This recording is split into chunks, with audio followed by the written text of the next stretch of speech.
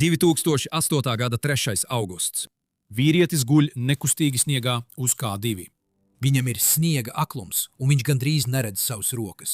Viņa komandas biedri jau ir viņu atstājuši, un tagad viņš ir pilnīgi viens, pilnībā novirzījies no maršruta un iesprostots pasaules bīstamākā kalna nepareizajā pusē. Viņš jau ir pavadījis 2 pilnas naktis atklātā, ledainajā nāves zonā. Nav ledus cirtņu, nav ūdens, nav cimdu. Ik viens, kurš pazīst K2, ir nonācis pie tā paša secinājuma. Šis puisis ir miris. Un ziņas jau ir sasniegušas viņa sievu mājās, kopā ar viņu 9 mēnešus veco dēlu.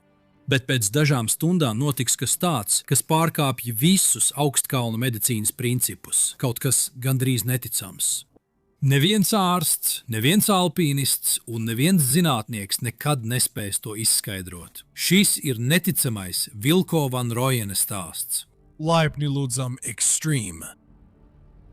Ja jūs būtu paskatījies uz K2 bāzes nometni 2008. gada jūlija pēdējā nedēļā, jūs būtu redzējis tik daudz teltis, ka būtu domājis, ka Woodstocka ir pārcelta uz Pakistānu. Holandieši, korejieši, norvēģi, serbi, itāļi, amerikāņi. Teltis visas saspiestas uz viena un tā paša ledāja posma pie tās pašas kalna pakājas, skatoties augšup un gandrīz 2 mēnešus gaidot vienu un to pašu. Visa kāpšanas sezona tajā gadā alpīnistiem bija nežēlīga. Pēdējo pāris nedēļu laikā bija tik daudz vētru, ka neviens nebija spējis uzkāpt pietiekami augstu kalnā, lai uzstādītu kritiski svarīgās drošības virves, kas nepieciešams virsotnes sasniegšanai. Alpīnisti būtībā bija iesprostoti savās teltīs, iztērējot savas ierobežotās pārtikas rezerves, pamazām zaudējot grūti iegūto fizisko sagatavotību un kļūstot izmisuši. Taču pašās jūlija beigās sinoptiķi paziņoja to, par ko visi bija lūgušies. Virzījās augsta spiediena sistēma pāri K2, un uz 2, varbūt 3 dienām vējš pierims tik daudz, lai būtu iespējams mēģināt sasniegt virsotni. Īpaši 1. augusts solījās būt ideāla diena virsotnes sasniegšanai. Un tā kā visi bija bijuši iesprostoti vairākas nedēļas, katra ekspedīcija uz šī ledāja grasījās doties uz virsotni tieši vienā un tajā pašā laikā. Tas nozīmē, ka vairāk nekā 30 alpīnisti plāno spraukties augšup pa bīstamāko kalnu uz planētas tieši tajā pašā dienā. Es domāju, tev nav jābūt raķešu zinātniekam, lai saprastu, ka tas varētu izvērsties par kaut ko nepatīkamu. Un tā arī notika. Viens no alpīnistiem, kurš gatavojās kāpienam, bija 40 gadus vecais nīderlandiešu alpīnists Vilko van Rooijens. Vilko bija nīderlandiešu alpīnists, kurš vadīja Nīderlandes K2 komandu, un viņš bija tur, lai pabeigtu nepabeigto. Jo K2 un Vilko van Rooijens jau 13 gadus bija sacentušies viens pret otru, un K2 vienmēr bija uzvarējis. 1995. gadā, kad Vilko kāpa starp 1. un 2. nometni šajā kalnā, pēkšņi no nekurienes atlidoja akmens gabals un trāpīja viņam sejā un plecā. Tas sadragāja viņa vaiga kaulu un salauza roku tik smagi, ka kauls izspiedās cauri ādai. Viņš kalnā zaudēja 1,5 litru asiņu un bija spiests 5 dienas gaidīt bāzes nometnē, līdz ieradās glābšanas helikopters. Aptuveni 11 gadus vēlāk, 2006. gadā, viņš atgriezās, stāvēja uz tām pašām nogāzēm un kāpjot augšup vēlreiz, virs viņa atraisījās akmens, kas viņu atkal aizsūtīja tieši uz slimnīcu. Lielākā daļa cilvēku to uztvertu kā zīmi. Vilko būtībā teica, zini ko? Varbūt 3. reize būs veiksmīga. Tāpēc 2008. gadā viņš atstāja savu sievu Helēni un viņu 9 mēnešus veco dēlu Nīderlandē un devās atpakaļ uz K2, lai noslēgtu šo tumšo savas dzīves nodaļu. Ceļoja kopā ar viņu viņa tuvākais draugs un kāpšanas partneris Kees van de Gevels. Kees bija tas cilvēks, kurš 1995. gadā palīdzēja Vilko nokāpt no šī kalna dzīvajam. Un 20 kopā pavadīti kāpšanas gadi bija izveidojuši starp viņiem kaut ko tādu, kas pārsniedza draudzību. Kalnā viņi rūpējās viens par otru. Ja viens vairs nevarēja iet tālāk, otrs pārņēma vadību. Un tad tur bija Gerards McDonalds, 37 gadus vecs īru inženieris, kurš arī vēlējās nokārtot rēķinus ar K2. K2 jau bija nosūtījis Džeru uz slimnīcu akmeņu nobrukuma dēļ tajā pašā 2006. gada ekspedīcijā kopā ar Vilko. Abi bija atgriezušies pie tā paša kalna, ar to pašu sapni sasniegt virsotni, lai arī kas notiktu. Trīs vīri, kur vēlējās nokārtot rēķinus ar K2, kopā ar Nepāles šerpu vārdā Pembas Gjalce, vienu no tehniski apdāvinātākajiem augstkalnu kāpējiem pasaulē. Tikko pēc pusnakts 2008. gada 1. augustā. Vilko, Kaz, Pembas, Džers un aptuveni 30 citi alpīnisti no katras ekspedīcijas uz šī ledāja uzvilka dzelkšņus un sāka kāpt augšup tumsā, virzienā uz K2 virsotni. Pirmās vairākas stundas kalns bija gandrīz kluss. Tikai dzelkšņu skaņa, kas iecērtas ledū, smagas elpošanas ritms un reizēm virves čīkstēšana. Galvas lukturi izgrieza šauras gaismas joslas cauri melnajam sniegam. Tajos augstumos un tajā tumsā pasaule saraujas līdz ledus pleķītim tieši zem tavām kājām. Tu nedomā par virsotni. Tu nedomā ne par ko. Tu vienkārši kusties. Tajā stundā augstums bija nežēlīgs. Tāds augstums, kas ielien tavos zābakos un sāk graust pirkstus jau pirmajā stundā un liek katrai ieelpai justies kā norijot stiklu. Bet katrs kāpējs tajā kalnā, tajā rītā, bija izgājis cauri mēnešiem ilgiem treniņiem tieši šim brīdim. Viņi bija gatavi. Viņi kustējās.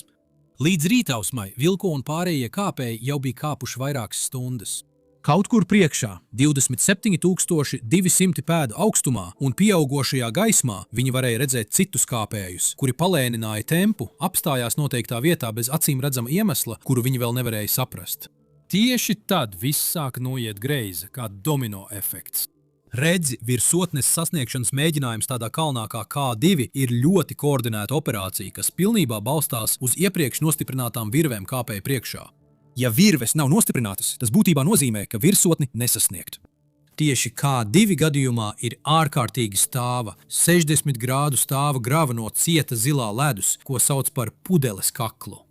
Tā ir tik stāva un slidena, ka tev pilnībā jāpaļaujas uz 2 priekšējiem metāla zobiem tavos alpīnisma kaķos un nostiprinātu drošības virvi, lai vispār varētu uzvilkt savu ķermeņa svaru augšā. Un tieši virs šīs vietas karājas milzīgs ledus seraks, kā lustras veidā no milzīgiem ledus gabaliem, kas ir ēku lielumā. šis seraks nepārtraukti sten, pārvietojas un lūst. Kad tas notiek, milzīgi ledus gabali māju lielumā pēkšņi atlūst un bez brīdinājuma krīt lejā pa šauro vietu. Kad kāpjat caur šauro vietu, jūs burtiski stāvat tieši zem karājošas giljotīnas. Vienīgais veids, kā izdzīvot, ir izkļūt tai cauri pēc iespējas ātrāk. Taču tajā rītā bija milzīga problēma. Virves caur šauro vietu nebija nostiprinātas. Plāns bija tāds, ka augstkalnu nesēja komanda dosies ceļā vairākas stundas pirms pārējiem, pirms galvenās grupas, un nostiprinās drošības virves cauri viskritiskākajām maršruta vietām, lai Vilko un pārējie varētu droši iziet cauri šaurajai vietai. Bet nesējs, kurš turēja šo operāciju kopā, tā arī netika augšup. Viņa vārds bija Šahīns Baiks, un viņam nācās atgriezties atpakaļ augstuma slimības dēļ.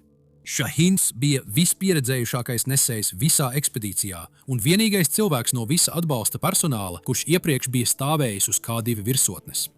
Viņš bija tas, kurš precīzi zināja, kur jāliek virves, un tas, kuram pārējie nesēji uzticējās. Bez viņa pārējie nesēji bija darījuši visu iespējamo, taču viņu labākais vienkārši nebija pietiekami labs. Viņi bija stiprinājuši virves zemākajās, vieglākajās nogāzēs zem pudeles kakla, kur reliefs bija lēzens un virves nebija nepieciešamas. Un līdz brīdim, kad viņi sasniedza pašu pudeles kaklu, katrs pēdējais viņu atnestais virves gabals jau bija izlietots. Tā nu tagad pie pudeles kakla bija alpīnistu sastrēgums. Viņi stāvēja un domāja, kā tikt cauri, kamēr pulkstenis, kuru viņi nevarēja atļauties ignorēt, jau sāka tikšķēt. Lai labotu kļūdu, alpīnistiem bija jādara kaut kas ārkārtīgi bīstams. Viņiem vajadzēja doties atpakaļ, atsiet virves no zemākajām sekcijām, uzvilkt tās augšā un piestiprināt no jauna. Tā bija loģistikas murgs. Tas viņiem izmaksātu dārgas, neaizvietojamas stundas, jo uz K2 ir šis absolūtais, neapstrīdamais izdzīvošanas likums. Ja tu neesi sasniedzis virsotni līdz pulksten 14:00, tev jāgriežās apkārt un jākāpj lejā. Iemesls ir vienkāršs. Ja tu sasniedz virsotni vēlā pēcpusdienā, tev būs jākāpj lejā no K2 tumsā, un tas praktiski nozīmē riskēt ar savu dzīvību. Vilko to zināja.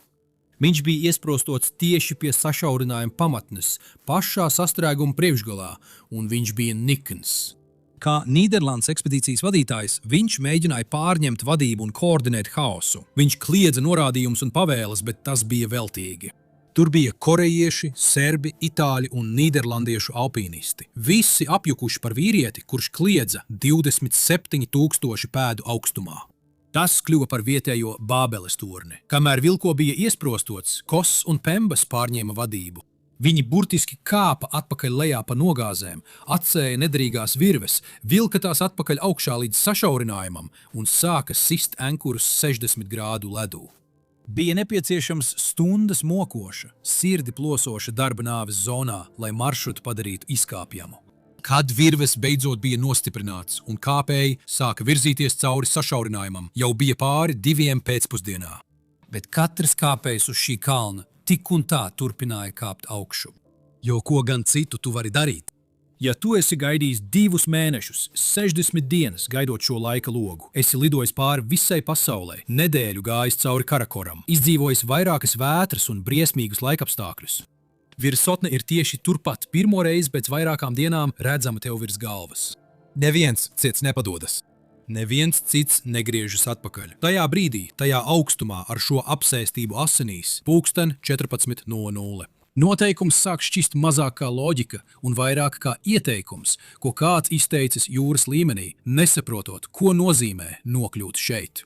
Tāpēc Vilko un pārējie turpināja kāpt. Tajā brīdī viņš bija izsmelts. Viņš bija iztērējis milzīgu daudzumu enerģijas, vienkārši cenšoties tikt galā ar haotisko, saustošo pūli, un viņš bija spiests virzīties uz priekšu lēnā rāpošanā, kamēr citi steidzās augšup, spiežoties viņam garām.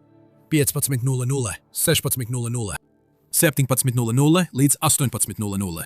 Daži kāpēji tikko sasniedza virsotni, bet Vilko vēl nebija pat tuvu. Tikai pulksten 19:00. Tikai 5 stundas pēc apgriešanās laika Vilko van Rooijens, Kees van de Gevels un Pembas Gjaltse pēc 5 ilgām stundām kopā stāvēja uz K2 virsotnes 28,251 pēdas augstumā. K2 virsotne šādā augstumā nejūtas kā kalna virsotne. Tā šķiet kā debesu mala. Šeit augšā jūs burtiski varat redzēt zemes izliekumu.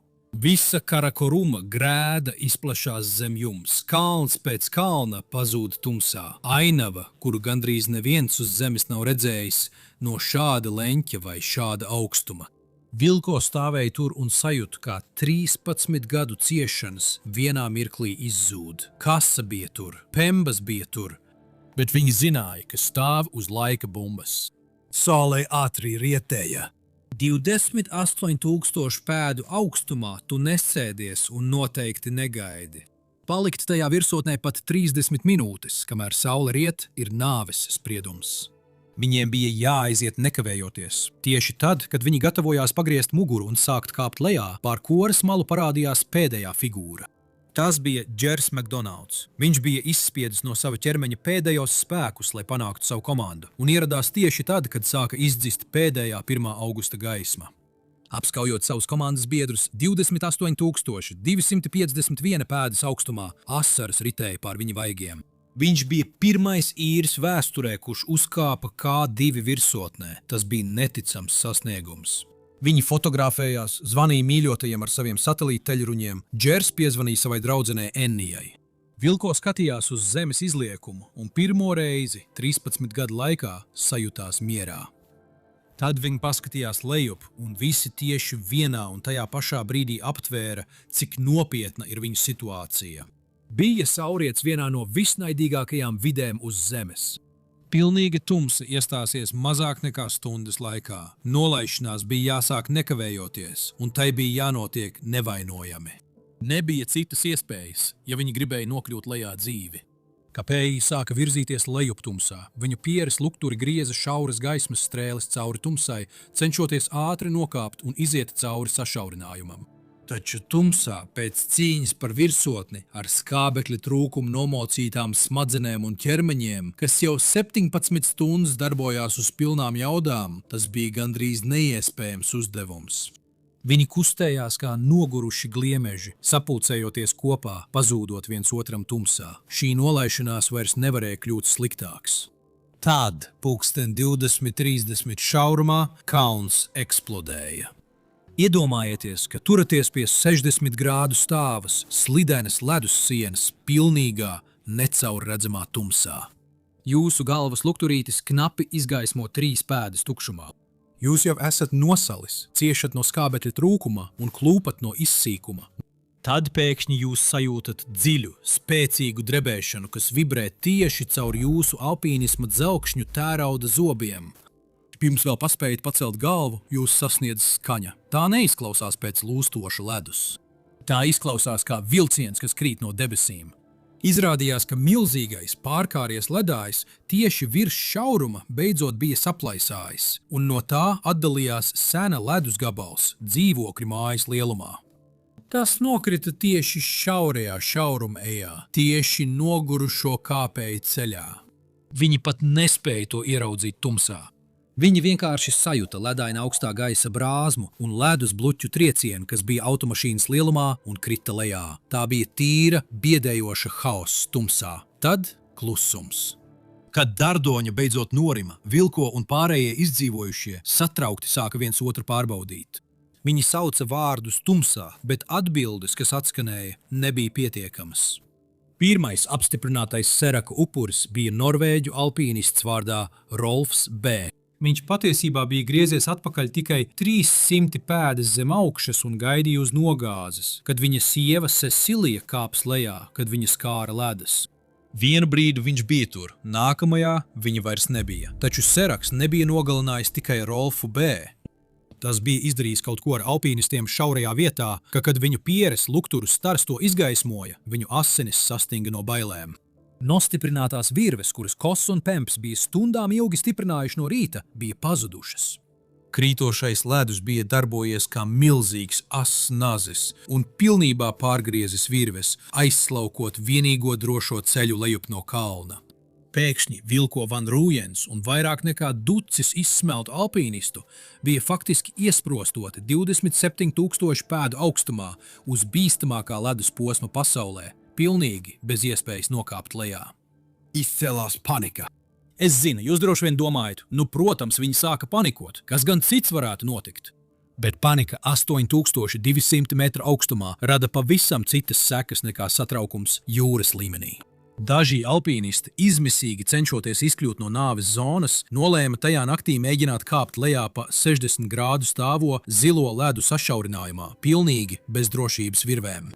Diemžēl viņu dzelkšņi noslīdēja no slidena ledus, un viņi krita 1000 metru dziļumā bezdibenī. Viņi pazuda tumsā. Vilko izmisīgi raudzījās apkārt tumsā, meklējot savu komandu. Viņš meklēja savu tuvāko draugu, Kees van de Gevel, un viņu spēcīgo šerpu, Pemba Gjelce. Viņi nebija nokrituši, viņi vienkārši bija bijuši ātrāk. Pēc virsotnes sasniegšanas Koss un Pemba bija strauji devušies lejup. Viņiem bija izdevies nolaisties pa nostiprinātajām virvēm cauri šaurajai vietai tikai dažas minūtes pirms milzīgā ledus Seraka sabrukuma.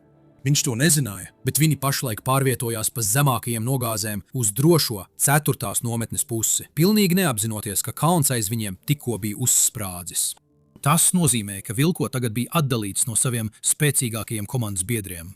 Viņš skatījās leju piķa melnajā šaurā posma tukšumā un veica nežēlīgu, biedējošu aprēķinu. Ja viņš mēģinātu tagad kāpt lejā pa to ledu, viņš nomirtu. Viņa vienīgā iespēja bija darīt to, ko nekad nedrīkstēja darīt nāves zonā. Viņam bija jāpārtrauc kustēties. Vilko kopā ar savu komandas biedru Džeru un itāļu alpīnistu Marko Confortolu izcirta ledū nelielas seklas platformas, apmēram 27,200 pēdu augstumā virs šaurā posma. Viņi apsēdās, pievilka ceļus pie krūtīm un gatavojās pavadīt nakti pilnībā pakļauti dabas stihijām. Stundam ilgi pilnīgā tumsā Vilko bija aktīvi jācīnās ar savu mirstošo ķermeni. Viņš sita sev pa seju un kustināja nosalušos pirkstus zābakos. Viņš piespieda plaušas ieelpot mokoši augsto, retināto gaisu, kamēr vējš centās sasaldēt šķidrumu viņa krūtīs. Viņš darīja to visu, jo zināja, ka gulēt nāves zonā nozīmē vienkārši nekad nepamosties. Pa spīti visam, Vilko izdzīvoja šo nakti. Bet, kad 2. augusta rītā beidzot uzausa saule un Vilko paskatījās augšup, viņš uz mirkli vēlējās kaut nebūtu izdzīvojis. Jo visapkārt viņam bija aina, kas izskatījās kā no šausmu filmas. Kāpēji bija izkaisīti visur, daži bija pilnīgi sastinguši turpat, kur sēdēja. Citi bija saslimuši ar augstuma slimību, knapi dzīvi, pilnīgi nespējīgi kustēties. Šaurais posms bija pilns ar ledus gabaliem automašīnas lielumā. Vilko varēja redzēt, ka ceļš atpakaļ uz 4. nometni bija gandrīz neatpazīstams, un tad viņam radās problēmas saskatīt ceļu uz drošību. Es to domāju burtiski. Vilko acīs bija bojātas. Viņa redze sāka kļūt miglaina. Viņš vēl joprojām varēja saskatīt detaļas, bet līnijas bija viņainas, it kā skatītos caur apledojušu logu. Viņš uzreiz saprata, kas notiek. 27,000 pēdu augstumā atmosfēra ir tik reta, ka tā gandrīz nemaz nefiltrē ultravioleto starojumu. Bez sniega brillēm spēcīgie saules stari atstarojas no ledus un burtiski var apdedzināt tavas radzenes. Šo stāvokli sauc par sniega aklumu. Kāpēji to raksturo kā sajūtu, ka kāds ir iebēris sasmalcinātu stiklu zem tavām plakstiņām. Vilko iepriekšējās haotiskās nakts laikā pazaudēja savas saulesbrilles, un viņš uzreiz saprata, kas ar viņu notiek. Viņam bija jātiek lejā tieši tagad, kaut kā, kamēr viņš vēl varēja saskatīt pietiekami daudz aprises, lai kustētos. Viņš paskatījās uz Džeru un Marko. Abi vīrieši bija apsaldējušies un gandrīz nereaģēja. Viņi nebija pat tuvu gatavi kustēties. Gaidīt viņus nozīmētu zaudēt pēdējo redzes atlikumu, sēžot nekustīgi uz ledus. Tāpēc viņš izdarīja vienīgo aprēķinu, kas kādam no viņiem deva iespēju. Viņš piecēlās, pateica viņiem, ka iet, un sāka doties lejup viens pats. Viņam nebija plāna tradicionālā izpratnē. Viņš vienkārši zināja, ka tagad ir jākustās. Vienīgā alternatīva bija palikt nekustīgam, bet palikt nekustīgam šajos augstumos nozīmēja vienkārši lēni mirt. Viņš uzmanīgi devās lejup cauri Seraka atstātajiem gruvešiem. Rīta gaisma ar katru mirkli padarīja sniega aklumu arvien sliktāku. Tad, kaut kur šaurā posma augšējās nogāzēs, viņš apstājās, jo tieši viņa priekšā bija 3 korejiešu alpīnisti. Viens sēdēja apdulis sniegā, gandrīz bez samaņas. Otrs ar abām rokām turēja virvi, pirkstu kauli balti, ķermenis šūpojās. Trešais atradās otrā virves galā, karājoties ar galvu uz leju, pakārts virs pudeles kakla. Vilko paskatījās uz viņiem un izdarīja kaut ko neticamu. Viņš deva savas rezerves cimdus šerpu gidu korejiešu komandai. Tas bija vienīgais, kas viņam vēl bija ko dot. Tad viņš turpināja kāpt lejā. Tagad bija viņa kārta stāties pretī pudeles kaklam. 60 grādu stāva zilā ledus siena, kas iepriekšējā naktī bija aprijusi tik daudz kāpēju. Tikai tagad bija diena, un nostiprinātās virves, kurām vajadzēja viņu vadīt cauri, bija saplēstas, bet nepilnībā pazudušas. Šur tur īsi virvju posmi vēl karājās no ledus, daļēji pārgriezti ar seraku, bet joprojām nostiprināti atsevišķos punktos. Vilko piegāja pie pirmās, piesprādzējās un sāka virzīties pāri. Kad šī virves daļa beidzās, viņš atsprādzējās, pārvietojās sāniski pāri ledus virsmai, līdz atrada nākamo karājošos fragmentu un atkal piesprādzējās. Kā svārsts, no fragmenta uz fragmentu, no ankura uz ankuru. Katrs no tiem bija mazs brīnums, kas nebija aizskalots. Tas prasīja visu, kas viņam bija. Viņa redze nu bija samazinājusies līdz formām un aprisēm. Viņš kāpa gandrīz vertikālā ledus sienā, vairāk pēc sajūtām un atmiņas, nevis pēc redzes. Viņa dzelkšņi ieķērās virsmā, rokas taustīja priekšā esošo virvi, jo acīm vairs nevarēja pilnībā uzticēties. Bet viņš tika cauri. Zem pudeles kakla slīpums kļuva lēzenāks, un Vilko devās tālāk, tagad kustoties ātrāk, vadīts tikai ar vienu domu. 4. nometne bija kaut kur zem viņa. Viņam vienkārši bija jātiek līdz tai, tikai nekas apkārt neizskatījās pareizi. Nogāze, pa kuru viņš gāja, šķita citādi nekā viņš atcerējās. Orientieri, kurus viņš bija iegaumējis 3 ekspedīcijās šajā kalnā, neparādījās tur, kur tiem vajadzēja būt. Viņš turpināja kustēties, jo apstāšanās nozīmētu nāvi, taču ar katriem 100 pēdām apkārtne kļuva arvien mazāk pazīstama. Viņš to vēl nezināja, bet jau atradās nepareizajā kalna pusē. Viņš kāpa lejā, kas šķita kā stundām ilgi, vienu kāju aiz otras. Pasaule ap viņu bija pārvērtusies par baltu un pelēku izplūdumu viņa dedzinošajās acīs. Viņš bija arī izsmelts, izslāpis, izsalcis un izmisīgi augstošs pēc skābekļa. Viņa ķermenis turējās tikai uz pēdējiem spēkiem. Katrs solis prasīja apzinātu lēmumu, jo viņa kājas vairs nesūtīja uzticamus signālus smadzenēm par to, vai tās darbojas pareizi vai nē. Un joprojām ceturtās nometnes nebija.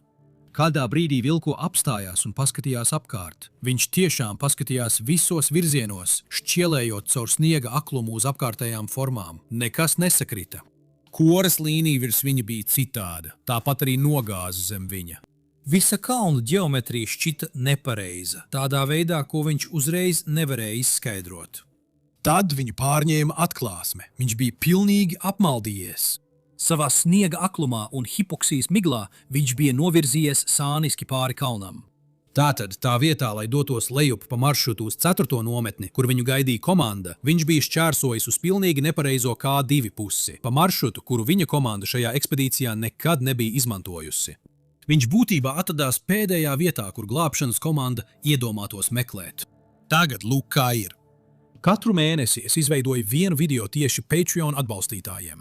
Brīdinājumi bija tur, to nekur citur neredzēsi. Ja tas ir tavs stils, saites ir aprakstā. Lielākā daļa cilvēku šādā situācijā vienkārši apsēstos. Lai būtu pilnīgi godīgs, es pats neesmu pārliecināts, ko būtu darījis. Bet Vilko paskatījās lejup uz nogāzi sev priekšā un pieņēma vienīgo lēmumu, kas atbilda tam, kāds viņš vienmēr bija bijis. Viņš turpināja kustēties, soli pa solim, ik pa 5 pēdām, apstājoties atpūsties, tad atkal piespiežot sev piecelties. Viņa pasaule bija sarkus līdz dažām pēdām izplūduša baltuma tieši viņa acu priekšā un vienīgajam norādījumam, ko viņa smadzenes nepārtraukti atkārtoja kā uz riņķi. Lejā, vienkārši turpini iet lejā. Ekstrēlais fiziskais stress, garīgais izsīkums un hipoksija beidzot sagrāva viņa saikni ar realitāti. Halucinācijas pārņēma varu. Ceļā lejup viņš sniegā redzēja iedomātus kāpējus, kas gāja viņam blakus. Viņš dzirdēja skaidras atšķirams balsis, kas čukstēja gaudojošajā vējā un piedāvāja viņam karstu tēju. Viņš izstiepa savas nosalušās rokas, lai paņemtu krūzi, kas nepastāvēja, taču satvēra tikai tukšu, ledainu gaisu. Kamēr Vilko maldījās delīrijā nepareizajā kalna pusē, pasaule lejā ar šausmām vēroja notiekošo. Ziņas par Seraka sabrukumu bija izplatījušās visā pasaulē. Mēdī jau to dēvēja par lielāko katastrofu K2 vēsturē. Lejā bāzes nometnē Nīderlandes komanda izmisīgi centās nodibināt radiosakarus ar augstākajām nogāzēm, jautājot, kuri izdzīvoja un kuri ne. Kās un Pembas šerpa brīnumainā kārtā bija izdzīvojuši sašaurinājumā un bija drošībā zemākajās nometnēs, taču viņi bija pilnīgi satriekti. Vilko nekur nevarēja atrast. Līdz 2. augusta vakaram Vilko tika oficiāli izziņots par pazudušu. Tikmēr kalna nogāzē Vilko joprojām cīnījās, lai nokāptu lejā. Kad iestājās tumsa 2. reizi, viņš saprata, ka viņam nāksies pavadīt 2. nakti atklātajā nāves zonā bez telts, guļammaisa vai ūdens. Viņš turpināja iet un atrada nelielu vietu uz klints izvirzījuma kalna dienvidu sienā, kur piespiedās klāt un sakļāvās pret to.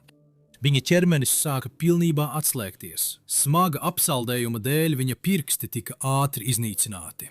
Viņa mirstošās smadzenes sāka pārplūst ar to dīvaino, mierinošo siltumu, ko hipotermijas upuri izjūta tieši pirms beigām. Mokpilnās sāpes, ko radīja sniega aklums, izzuda. Tās nomainīja nejutīga, smaga apātija. Viņš sāka aizplūst. Šīs bija beigas. Lejā bāzes nometnē viņa komanda bija zaudējusi cerības. Neviens nevarētu izdzīvot 48 stundas nāves zonā bez aizsardzības. Ekspedīcijas vadītāji, raudot sakarteltī, veica zvanu, no kura visu dienu bija baidījušies. Viņi piezvanīja Vilko sievai, Helēnai, Nīderlandē un paziņoja viņai postošās ziņas. Vilko bija pazudis kalnā. Viņš visticamāk bija miris, un viņa ķermenis paliks tur augšā uz visiem laikiem. 2008. gada 3. augusts. Saule uzlēca pār Vilko ķermeni. Viņam nevajadzēja atvērt acis. Pēc visiem bioloģijas kritērijiem viņa sirdī vajadzēja apstāties jau pirms vairākām stundām. Taču cilvēka ķermenis, kad tas tiek pastumts pāri medicīniskās varbūtības robežām, dažkārt vienkārši atsakās padoties. Vilko pamodās. Viņš gandrīz vairs neredzēja, jo acis bija pietūkušas ciet un pārklātas ar ledu. Viņa kakls bija tik izkaltis, ka šķita, it kā tas būtu pilns ar smiltīm. Pēkšņi, pat savā novārdzinātajā stāvoklī, Vilko radās spoža doma. Viņa satelīta tālrunis joprojām bija kabatā. Viņš to izvilka ar pirkstiem, kas gandrīz vairs neklausīja. Sipāriona simboli uz ekrāna bija bezjēdzīgi, jo viņš bija pārāk apžilbis no sniega, lai varētu saskatīt tālruņa ekrānu, bet viņam to arī nevajadzēja lasīt. Viņa resnie, apsalušie pirksti neveikli taustījās pa taustiņiem. Viņš zināja, kādā secībā jānospiež pogas, lai ieslēgtu ātro zvanīšanu. Viņš nospieda pogu un pielika telefonu pie auss. 1000 kilometru tālu Nīderlandē atskanēja Helēnas van Rojenes telefona zvans. Viņai tikko bija pateikts, ka viņas vīrs visticamāk ir miris. Un tad viņa dzirdēja viņa balsi, aizlaustu, dobju, gandrīz neatpazīstamu, bet viņa zināja, ka tas ir Vilko.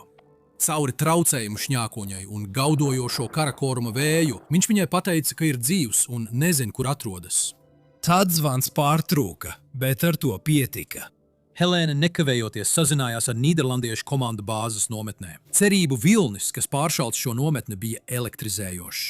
Vilko bija dzīvs. Bet kur viņš bija? K2 ir milzīgs kalns. Holandiešu tehniskā komanda bāzes nometnē nekavējoties sāka rīkoties. Viņi sazinājās ar satelīta pakalpojumu sniedzēju, kurš varēja izmantot digitālos signālus no Vilko satelīta telefona zvaniem, lai noteiktu viņa atrašanās vietu. Dati tika saņemti, un tie bija mulsinoši. Koordinātas vispār nesakrita ar nolaišanās maršrutu. Viņš neatradās uz ierastā ceļa. Viņš atradās tālu sāņu, karājoties uz milzīgas, neizstaigātas kalna nogāzes. Tikmēr turpat kalnā Vilko gandrīz bija beidzies laiks. Viņa kāju pirksti bija kā ledus gabali viņa zābakos. Viņa asinis bija tik biezas kā pasta. Viņa redze bija pilnīgi mokoši balta. Bet, kad rīta saule apspīdēja kalnu caur miglaino izbalējušo sniega akluma plīvuru, Vilko ieraudzīja zem sevis ledāja nogāzi. Tas neizskatījās pēc nekā īpaša, bet šķita nedaudz zemāks nekā klintis, kas viņu ieskāva no visām pusēm. Viņš nezināja, kur tas ved. Viņam vairs nebija nekādas lielas stratēģijas. Viņš bija izmisumā un zināja tikai to, ka nevar turpināt sēdēt pie tās klints. Tāpēc viņš piespieda sev piecelties uz savām nedzīvajām kājām, pagriezās pret ledu un sāka rāpot lejup. Dzelkšņa zobi iecirtās nogāzē, rokas meklēja satvērienu. Viņš puslīdz slīdēja, kad kājas vairs neturēja, un tad notika neiespējamais. Sauci to par veiksmi, sauci par brīnumu vai sauci par pēdējo atalgojumu cilvēkam, kurš atteicās apstāties. Redzi, K2 ir veidots kā piramīda. Dienvidu siena un parastais abruci maršruts ir divas atsevišķas šīs piramīdas sienas. Taču zemāk kalns sašaurinās, un šīs divas sienas satiekas vienā punktā, tāpat kā upe tiek novirzīta starp diviem krastiem, līdz tā sasniedz jūru. Virziens lejup veda tieši uz šī sašaurinājuma apakšu, un šī piltuvas apakšā, tieši tur, kur abas kalnu sienas saplūda kopā, atradās trešā nometne. Taču Vilko par to neko nezināja.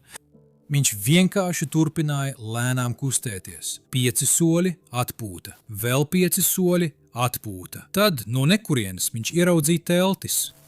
Viņš nespēja saskatīt krāsas vai detaļas, tikai tumšas aprises uz balta fona, kas nepiederēja kalnam. Viņš devās tām pretī tā, kā cilvēks rāpo pretī ūdenim tuksnesī. Kad Vilko sasniedza neilona audumu, viņš gandrīz sabruka pret to. Bet vēl neticamāk, teltis, uz kurām viņš sabruka, piederēja Kasam un Pembam, viņa pašiem komandas biedriem. Abi kapēji bija iesaistījušies glābšanas mēģinājumos, lai palīdzētu citiem kalnā iesprostotiem alpīnistiem, un pateicoties tam satelīta tālruņa zvanam, ko Vilko dažas stundas iepriekš bija veicis savai sievai, viņi bija uzkāpuši līdz 3. nometnei un aktīvi meklēja viņu nogāzēs. Un tagad viņš vienkārši iegāja viņa nometnē. Kad Kasa un Kasa Pemba ieraudzīja siluetus, kas kliboja nometnes virzienā, viņi gandrīz nepazina savu vadītāju. Vilko izskatījās kā spoks. Viņa seja bija tulznu klāta, smagi apdegusi no saules un apsalusi. Viņa acis bija pilnībā pietūkušas un aizvērtas no sniega akluma. Viņa mute bija asiņaina no cietā ledus graušanas. Bet viņš bija dzīvs.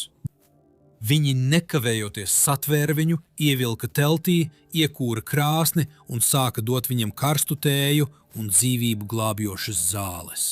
Pirmo reizi 48 stundu laikā Vilko van Rojens bija nos no ledus, taču pārbaudījums vēl nebija pilnībā beidzies.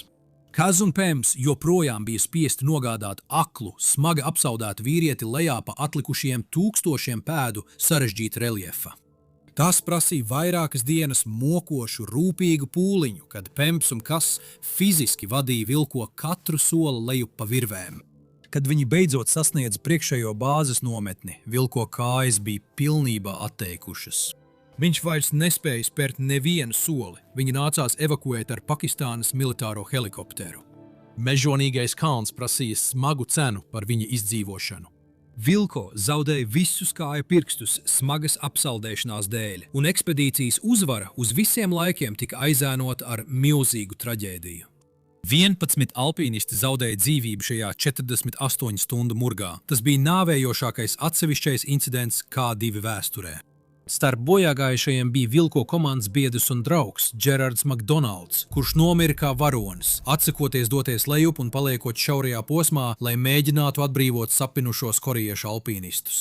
Vilko Van Rojens devās uz K2, lai nokārtotu 13 gadu senu rēķinu un tikko izdzīvoja. Bet šis šerpu tēvs un viņa dēls mēģināja uzkāpt K2 ar neizpildāmu nosacījumu.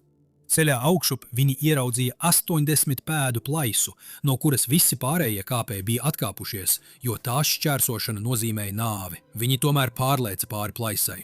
Lūk, kāpēc un kas notika tālāk.